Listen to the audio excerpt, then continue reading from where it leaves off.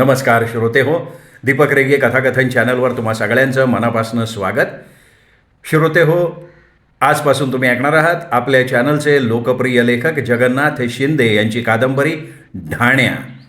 पण श्रोते हो, तत्पूर्वी तुम्ही जर आत्ता चॅनलवर पहिल्यांदा आला असाल किंवा अजूनपर्यंत तुमच्याकडनं चॅनल सबस्क्राईब करणं झालं नसेल तर एकच विनंती करतो, कृपया चॅनल सबस्क्राईब करा. श्रोते हो, थंबनेलमध्ये तुम्ही वाचलं आहे, टायटलमध्ये तुम्ही वाचलं आहे की एका गावात एका वाघाने 5 व्यक्तींना ठार केलं आहे. पुढे काय होतं आहे, त्यात रहस्य काय आहे आणि याचं संशोधन कुठल्या प्रकारे पोलीस आणि पत्रकार करतायत ऐकणार होत आपण ढाण्या या कादंबरीत. ऐकूयात आज या कादंबरीचा पहिला भाग. महाबळेश्वर इथून 18 किलोमीटर अंतरावरील दरे या गावी नरभक्षक वाघाने 18 वर्षांच्या युवकाला पळवून नेलं. त्याचं शरीर अथवा कसल्याही चीजवस्तूचा शोध लागलेला नाही. गेल्या महिनाभरात याच गावातील 5 युवकांची याच पद्धतीने वाघाने हत्या केली असून गावात भयाचं वातावरण आहे. या कामी पोलीस इन्स्पेक्टर सुभाष देशमुख कसोशीनं प्रयत्न करत असून त्यांना हवालदार माने, मोहिते आणि शेख सहकार्य करत आहेत. ही छोटीशीच बातमी. शशिकलाने ती सकाळपासून 10 वेळा तरी वाचली होती. तिला महाबळेश्वरवरून बातमी पाठवणाऱ्या वार्ताहराचा राग आलेला होता. आत्तापर्यंत झालेल्या 6 हत्यांचा सविस्तर वृत्तांत देण्याचं सोडून त्यांनी पोलीस इन्स्पेक्टर देशमुख आणि इतर पोलिसांची नावं दिली होती. ती नावं अजिबात महत्त्वाची नव्हती. 6 हत्या होऊनही कसलाही शोध न घेऊ शकलेल्या व्यक्तींना प्रसिद्धी देण्यात काहीच अर्थ नव्हता. स्थानिक अधिकाऱ्यांना खुश ठेवण्याचा तो केविलवाणा प्रयत्न होता. शशिकला या बातमीने अस्वस्थ झाली होती. संध्याकाळी जेवणाच्या टेबलवर तिने विषय काढला. डॅडी, आजचे पेपर वाचले? नाही ग. अगं, वाचण्यासारखं काय असतं काय आजकाल पेपरमध्ये? मंत्र्यांचा भ्रष्टाचार, या पक्षाचा त्या पक्षाने काढून घेतलेला पाठिंबा, 4-2 हुंडाबळीच्या बातम्या, एखाद दुसरी मुंबईतल्या गँगवॉरवर बातमी, 4-2 अपघाताच्या बातम्या, याशिवाय असतं काय वर्तमानपत्रात? डॅडी, महाबळेश्वरची बातमी तुम्ही वाचायला पाहिजे होती. असं काय विशेष त्या बातमीत? नगरपालिकेची बातमी असणार. बावळेकर गटातले लोक सत्तेसाठी पारठे गटात गेले असतील किंवा पारठे गटातले बावळेकर गटात. त्या महाबळेश्वरच्या नगरपालिका राजकारणाची ना चवच निघून गेली आहे बघ. केवळ खुर्चीसाठी सतत कुरघोड्या चालू असतात. डॅडी, अहो, राजकारणावरची बातमी नाही आहे ती. मग पर्यावरणावर असेल. महाबळेश्वरच्या पर्यावरणाचा फार मोठा पुळका आला आहे. पर्यावरणावरची सुद्धा बातमी नाही आहे डॅडी. मग ही बघा, वाचा. शशिकलानं वर्तमानपत्रच डॅडींच्या हातात दिलं. त्या बातमीत आप्पासाहेब पोद्दारांना विशेष असं काही वाटलं नाही. त्यांनी वर्तमानपत्र बाजूला ठेवलं आणि म्हणाले, शशिकला, तू फारच भावनाप्रधान आहेस. बातमीदार, पत्रकार म्हणून भावनाप्रधान असणं ठीक आहे, पण त्यालाही काही लिमिट हवं ना. डॅडी, तुम्हाला नेमकं काय म्हणायचं आहे? हे बघ बेटा, वाघानं माणसं मारल्याची अनेक उदाहरणं आपल्या देशात आहेत. हिमाचल प्रदेशात नरभक्षकांनी अनेक माणसं उचलून घेऊन गेल्याचं मी वाचलं आहे. आणि आपल्या महाराष्ट्रापुरतं बोलायचं तर गडचिरोली जिल्ह्यात, साकोलीच्या जंगली भागात अनेक माणसं वाघानं मारली आहेत. पण डॅडी, महाबळेश्वरच्या जंगलात एकाही माणसावर आत्तापर्यंत वाघाने साधा हल्ला केल्याचंही ऐकण्यात नाही आहे. यापूर्वी नसेल केला म्हणून तो आता झाला नाही किंवा होणार नाही असं म्हणणं योग्य आहे का सांग? आप्पासाहेबांनी शशिकलाला प्रश्न विचारला. शशिकला थोडा वेळ शांत बसली आणि तिने दुसरा प्रश्न विचारला. डॅडी, माझ्या मनात निर्माण झालेला दुसरा प्रश्न, बातमी त्रोटक आहे, छोटी आहे, सविस्तर नाही आहे. पण बातमीतनं हा निष्कर्ष निघतो की दरे या गावातल्या युवकांची हत्या वाघानं केली. बरोबर आहे? हो, बरोबर आहे. डॅडी, आपण गेल्या वर्षी गेलो होतो महाबळेश्वरला. चांगले 8 दिवस आपण सनी इंटरनॅशनल हॉटेलमध्ये राहिलो होतो. त्या 8 दिवसात घोड्यावरून महाबळेश्वरचा किमान 20-25 मैल व्यासाचा आम्ही परिसर फिरली आहे. महाबळेश्वरच्या जवळपास डोंगर कपारीत केवळ 5-6 किलोमीटर अंतरावर छोटी छोटी गावं आहेत. हे बरोबर आहे? हो. पाचगणी महाबळेश्वर रस्त्यावर गुरेघर, अवखळी, भिलार, भवसे, तापोळ्याकडे जाणाऱ्या रस्त्यावर मांघर, चिखली, मेढा, या रस्त्यावर रेगडी वगैरे. आणि या महाड रस्त्यावर जावळी, दरे, वाडा, कंभरवशी, अगदी सख्या भावंडांसारखी ही गावं एकमेकांना बिलगुल बसलेली आहेत. दऱ्याच्या शेजारी जावळी आहे. 2 गावात 2-2, 3-3 किलोमीटरचं सुद्धा अंतर नाही आहे. मला आठवतं आहे की आपण जावळीला मुद्दामून गेलो होतो. चंद्रराव मोऱ्यांचं गाव पाहण्याची तुझी इच्छा होती. मग डॅडी, प्रश्न असा निर्माण होतो की हा नरभक्षक वाघ केवळ दऱ्यातल्या युवकांची शिकार करतो. महिनाभरात 6 युवकांची हत्या होते आणि शेजारच्या जावळी गावातल्या एकाही युवकाची हत्या झालेली नाही. शशिकलाच्या या युक्तिवादानं आप्पासाहेब अवाक झाले. डॅडी, अहो, या छोट्याशा बातमीतूनही अनेक प्रश्न निर्माण होत आहेत. हत्या झालेल्या युवकांच्या चीजवस्तू शोध घेऊन सुद्धा मिळत का नाहीत? अंगावरचे कपडे तर काही वाघ खात नसेल. हाडाचा सापळा तोही वाघ खात नसेल. मग अशा या वस्तू आहेत ना, या शोधणाऱ्यांना सापडायला हव्या होत्या ना. आप्पासाहेब आपल्या मुलीच्या बुद्धिमत्तेनं अवाक झाले. डॅडी, जंगली प्राणी नरभक्षक केव्हा होतात? नेहमीचं खाद्य त्यांना मिळालं नाही, खूप दिवस तो उपाशी पोटी असेल आणि त्यांच्या खाण्यात माणसाचं प्रेत किंवा मांस आलं तर ते पुढे नरभक्षक होतात. हे तर बरोबर आहे. हां शशिकला, बरोबर आहे. वाघ मूळचे नरभक्षक नसतात. माणसांवर हल्ला करण्याची त्यांची इच्छा नसते. पण माणसांनी छेड काढली, जखमी केलं तर वाघ माणसावर हल्ला करतो.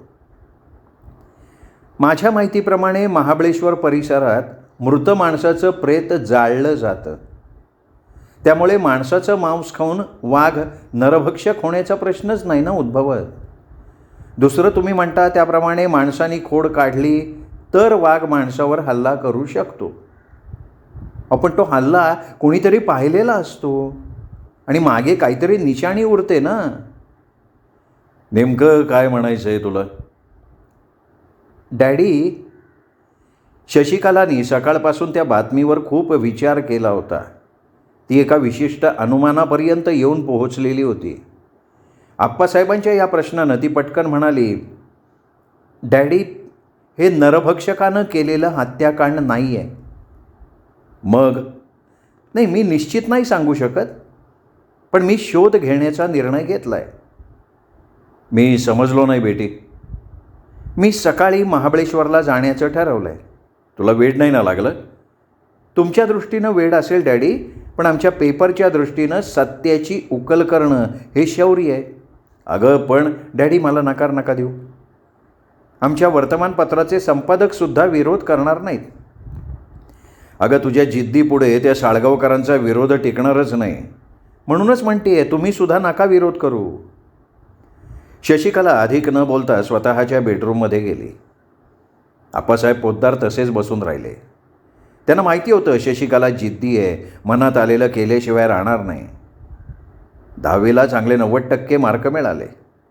आग्रह करूनही ती सायन्सला गेली नाही, तिने आर्ट्सलाच ॲडमिशन घेतली.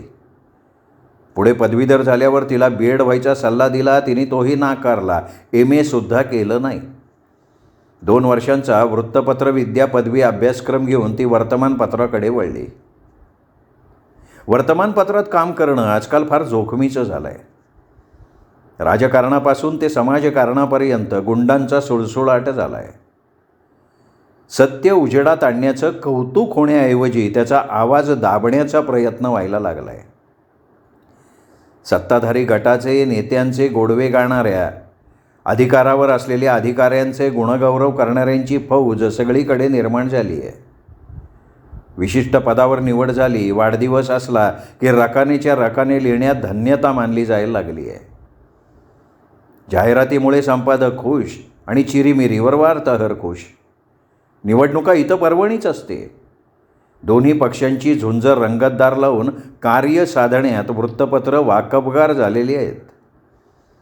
असं असताना शशिकलांनी त्या क्षेत्रात काम करणं आप्पासाहेबांना आवडलं नव्हतं, पण जिद्दी मुलीपुढे ते हातबल झालेले होते. आणि आज तिने नव्या संकटाला सामोरं जाण्याचा मनोदय व्यक्त केला.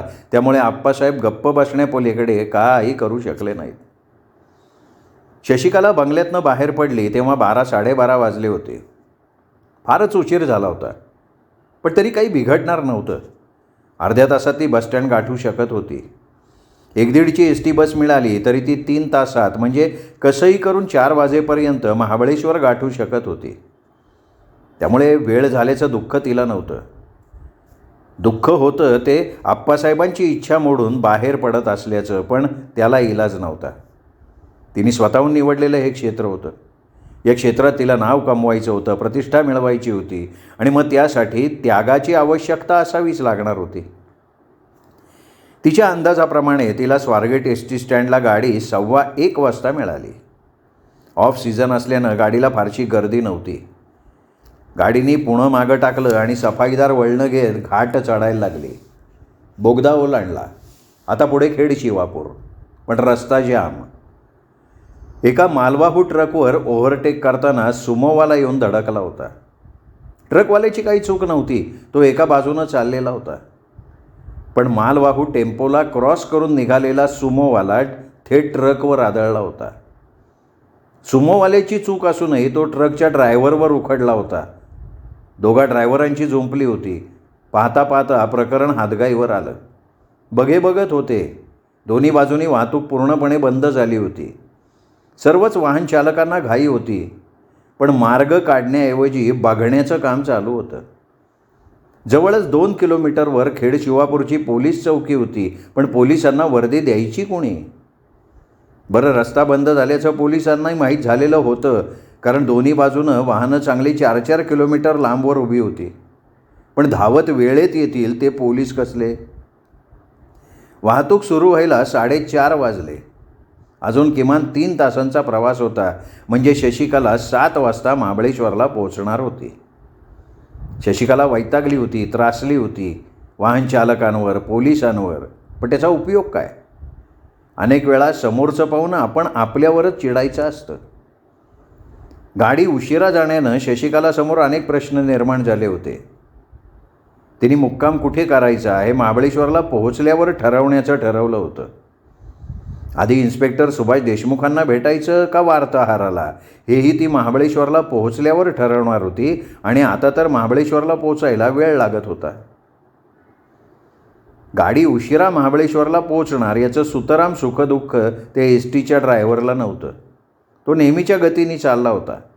शिरवळ आलं, चहाला गेला, सिगरेट फुंकून आला, पुढे खंदाळा आला, तंबाखू चोळून आला.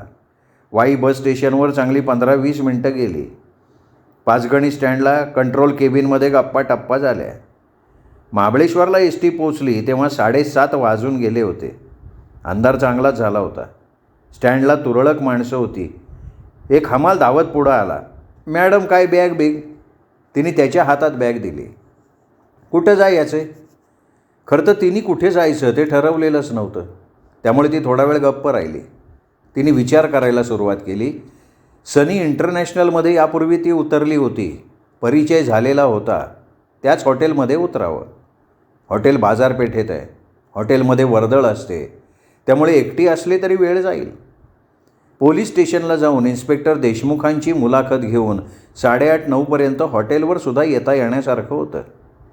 पोलीस स्टेशन आणि सनी इंटरनॅशनल यात फारसं अंतर नव्हतं. पोलीस स्टेशनकडे जाऊया. Police station? येणारा पर्यटक हॉटेलचं नाव सांगतो, पण ही बाई पोलीस स्टेशनवर जायचं म्हणतीये हे ऐकून हमालाला आश्चर्य वाटल्याशिवाय राहिलं नाही. तो काहीच न बोलता चालत राहिला. दोघेही मुख्य बाजारपेठेतून चालले होते. हा महिना जानेवारी होता. दिवाळी सीझन ओसरला होता. उन्हाळी सीझन सुरू व्हायला महिनाभराचा अवकाश होता, त्यामुळे बाजारपेठेत तुरळक गर्दी होती. बाजारपेठ मात्र अनेकविध वस्तूंनी फुललेली होती. पोलीस स्टेशनवर युवती आलेली बघून टंगळमंगळ करणारे पोलीस सावध झाले. कुठलं तरी सावध आलं, गिऱ्हाईक आलं, कंप्लेंट आली म्हणून ठाणे अंमलदार सरसावून बसला. बोला बाई, काय तक्रार? नाही, मला इन्स्पेक्टर देशमुखांना भेटायचं आहे. एका तरुण पोरीला मदत करण्याची संधी गेल्यानं ठाणे अंमलदार आणि इतर पोलिसांचे चेहरे कसनुसे झाले. त्यातल्या एकाने इन्स्पेक्टरांच्या केबिनकडे बोट दाखवलं. शशिकला आत गेली. मी शशिकला पोद्दार, पुण्याहून आली आहे. प्रश्नांकित चेहऱ्यानं बघणाऱ्या पोलीस इन्स्पेक्टर देशमुखांना शशिकलानं परिचय करून दिला. बसा, थंडपणे देशमुख म्हणाले. मी रिपोर्टर आहे. आता मात्र देशमुख सावध झाले. कालच्या वर्तमानपत्रातल्या दरे गावाच्या बातमीमुळे मी इथे आली आहे. देशमुख सावधपणे एक एक वाक्य ऐकत होते. काल प्रकाशित झालेली बातमी अतिशय त्रोटक होती. सविस्तर माहिती घेण्याच्या दृष्टीने संपादकांनी मला इथे पाठवलं आहे. सविस्तर माहिती? नाही, मी काही समजू शकलो नाही. काय हवी तुम्हाला माहिती? गडबडून देशमुखांनी प्रश्नामागून प्रश्न विचारले. तुमच्या प्रश्नांची उत्तरं महत्त्वाची आहेत. मला हे सांगा, दरे गावात एकूण हत्या किती झाल्या? त्या वाघानं केल्या त्या ना. कुणी केल्या ते नंतर बघू ना आपण. एकूण हत्या झाल्या किती तेवढं सांगा. 6. तपासाचं काम कोणाकडे? म्हणजे तुमच्या ठाण्याचे पोलीस? तपासाचं काम तसं म्हणजे माझ्याकडेच आहे. आपण जागेवर जाऊन 6च्या 6 हत्याप्रसंगी शोध घेतला? हां, म्हणजे तसा मी तुम्ही एकदाच गेला होतात दर्याला? हां, तसं म्हणजे कामाच्या व्यापामुळे. हत्येपेक्षा महत्त्वाचं काम होतं तुमच्याकडे? गेले महिनाभर सीझन होता. पर्यटकांची गर्दी, गव्हर्नर साहेबांचा दौरा. ठीक आहे, मग तुमच्याऐवजी कोण गेलं होतं? भोसले आणि निंबाळकर. ते कुठे आहेत आत्ता? त्यांची ड्युटी नाही आत्ता. ते दोघेही वाईला राहतात. उद्या सकाळी 9 वाजता येतील.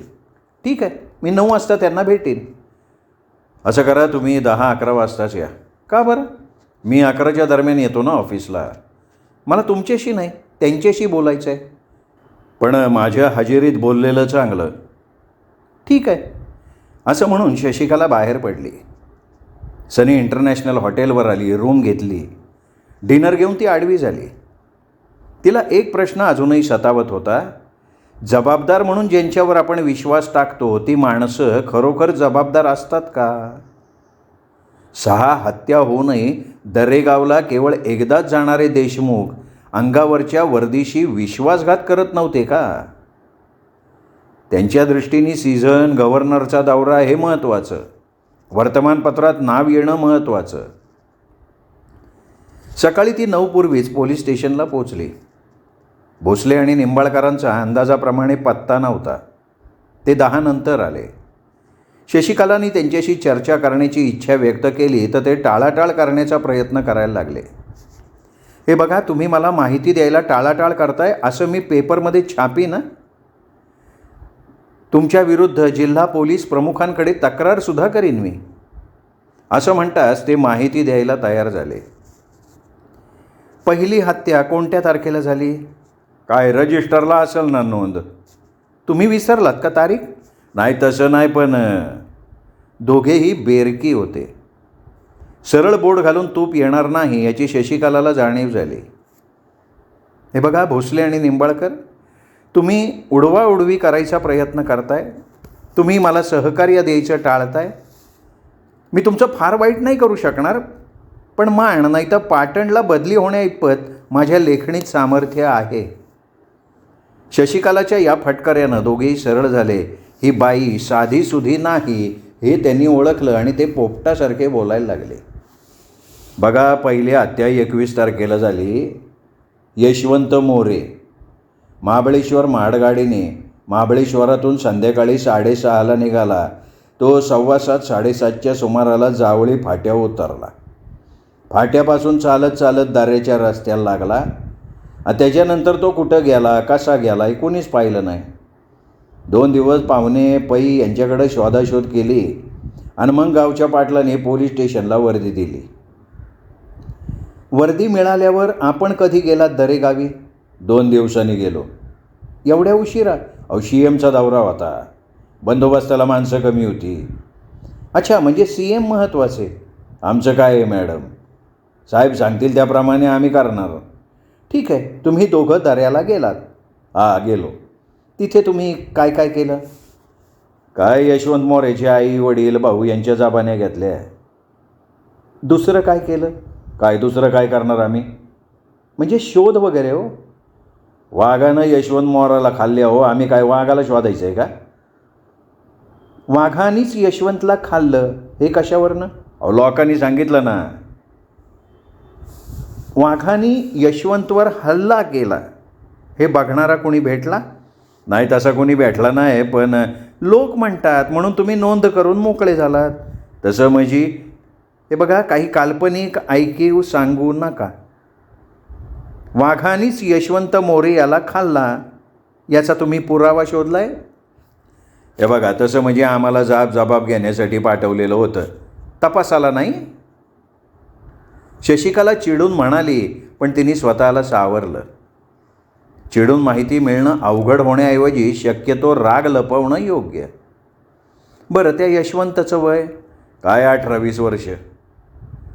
शशिकला प्रश्न विचारत होती आणि भोसले आणि निंबाळकर माहिती सांगत होते. गेल्या महिनाभरात यशवंत मोरे पाठोपाठ संजय मोरे, जयवंत गुरव, रमेश मोरे, नाना सुतार आणि नुकत्याच झालेल्या जयसिंग मोरे याच्या हत्येसह 6 हत्या झालेल्या होत्या. सर्व हत्या तरुणांच्या होत्या. 18 ते 25 या वयोगटातले हे तरुण होते.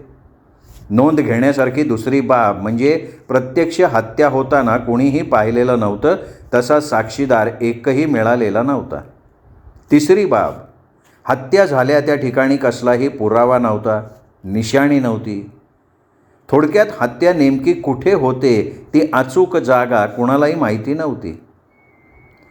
या 6च्या 6 युवकांची हत्या म्हणा किंवा गायब होण्याचा काळ संध्याकाळी 7 ते रात्री 10 हा होता.